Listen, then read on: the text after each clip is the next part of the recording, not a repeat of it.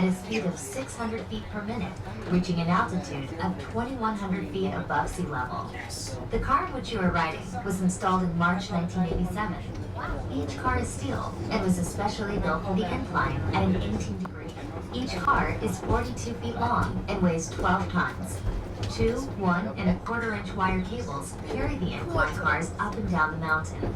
You should feel more comfortable about your ride, knowing that the cables have a combined strength of 142 tons.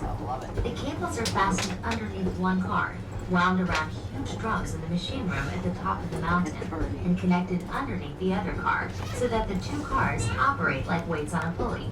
When one car goes up, the other car comes down. The entire cable system is changed every 3 years. Other safety features include an Otis elevator safety governor, which automatically locks the cars down if their speed goes above 10 miles per hour. A giant automatic brake in the incline's machine room, which will lock down the cars in case of a power failure, and manual brakes for use by the operators.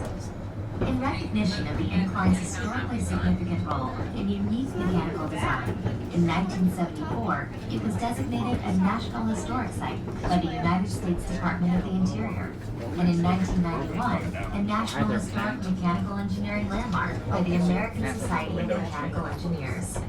The incline began making history on November 16, 1895, when the car first reached the crest of the mountain. The car was made of wood with open windows that gave the passengers an exhilarating feeling as they traveled up and down the mountain. In the early days, the power was supplied by huge coal-burning steam engines situated in the powerhouse at the crest of the mountain. On each trip, the incline cars would carry coal for use in the boilers in specially designed containers attached to the upper ends of the cars. In 1911, the coal-burning engines were converted to an electrical system.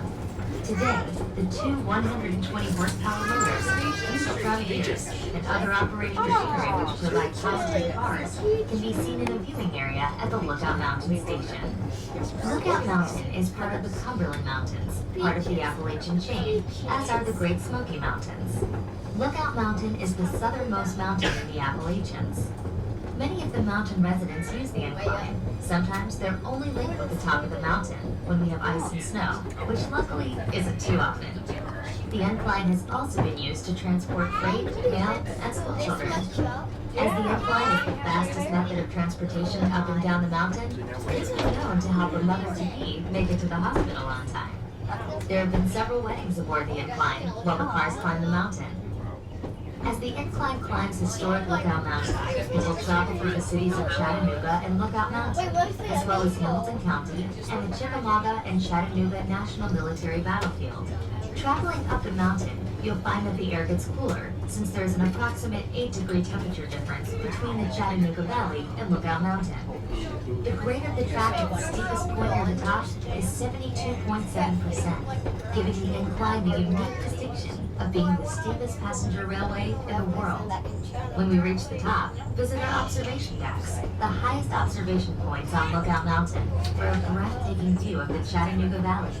On a clear day, you can see 6 states. For those of you who enjoy history, plan to visit Point Park, located 3 blocks from the Lookout Mountain Station. Point Park is part of the Chickamauga and Chattanooga Military Park, the nation's oldest and largest national military park. The famous Civil War Battle Above the Clouds was fought at the park in November 1863.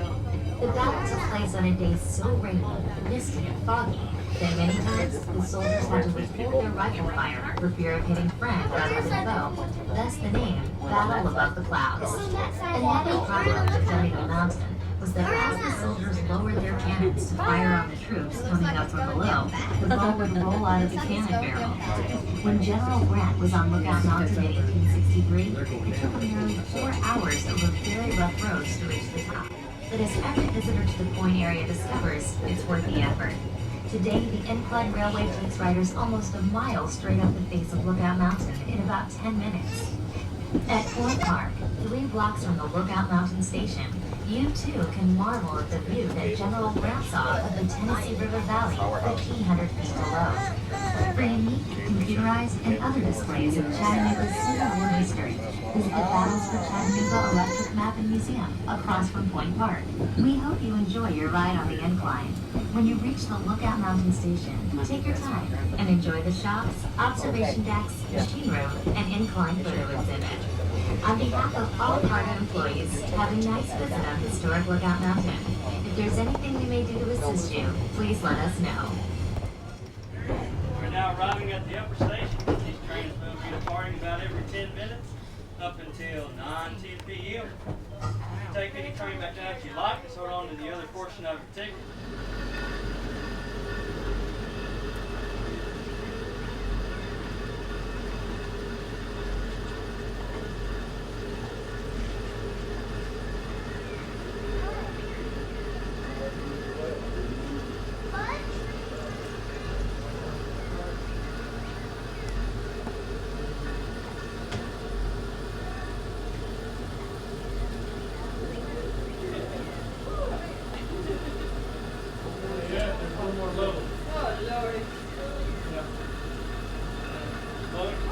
I watched the train.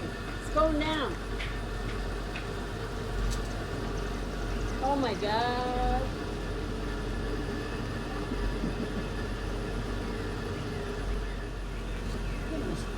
You want to take it from the top? Yeah, you'll get the other one coming up. And then we'll rush down to right home.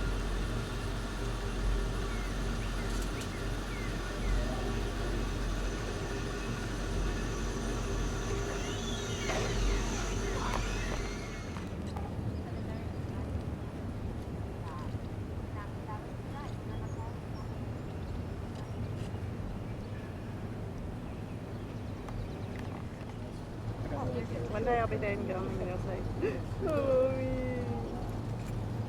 I miss my mommy.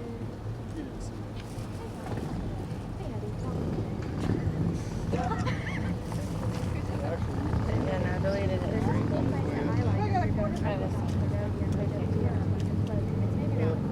Straight up, you see the bridge and the truck and trailers going. Send it to me before you delete it. Hey, we're going to go down one.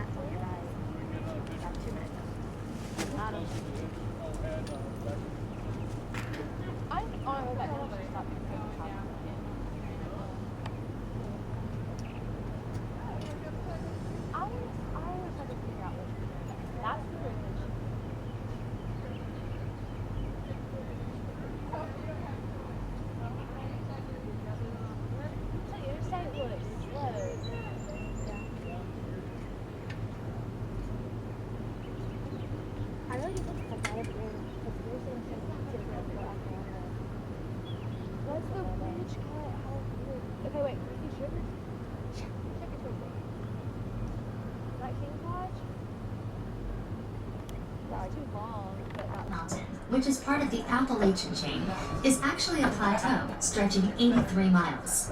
3 miles of Lookout Mountain are in Tennessee, 35 miles in Georgia, and 45 in Alabama. Great natural ridgeline visible ahead is Missionary Ridge, where the last part of the Civil War battle for Chattanooga was fought. It was said that when Missionary Ridge fell, this was truly the death blow to the Confederate States of America. Chattanooga was known as the gateway to the South because it was a major rail center and had natural passes through the mountains. Chattanooga became the staging point of the famous Battle of Atlanta, immortalized in Gone with the Wind. During the Civil War, the hardest fighting for Lookout Mountain occurred at what is now known as Battlefield Park. The Cravens House, which first served as headquarters for the Confederate Army and then the Union Army all in one day's time, is one of the landmarks in the park. The house was built by Robert Cravens in 1850, and he lived there with his family for nearly 13 peaceful years. However, on November 24, 1863, the first of many cannonballs fired from Union batteries began smashing into and around the house. The long-awaited Union Army attack on Lookout Mountain had begun. On March 3, 1893, the United States government, recognizing the historical significance of the Cravens House, purchased it and the surrounding 85 acres of land. This was soon to be designated Battlefield Park. The park now holds many artifacts of the war, including parrot guns used by Confederate soldiers, and monuments which stand as silent remembrances to those gallant men from both sides. At Point Park, you can see the New York Peace Monument, which stands 95 feet tall and portrays both a Confederate and Union soldier in a handshake of friendship. As far as is known, this is the only Civil War monument honoring both armies on the same monument. Incline railways have played an important role in the historical development of Lookout Mountain. The first incline was completed in 1887 as a means of travel to the scenic area just below the point atop the mountain. In 1888, Point Hotel, a lavish 4-story inn with an unequaled view, opened to the public at the top of the first incline. The hotel was as splendid as the surrounding scenery, and the ride in the incline was an exciting experience with a trip to the top lasting over an hour. You are now riding in what is known as Incline Number 2. A local man, John T. Crass, envisioned an incline that would be fast and inexpensive.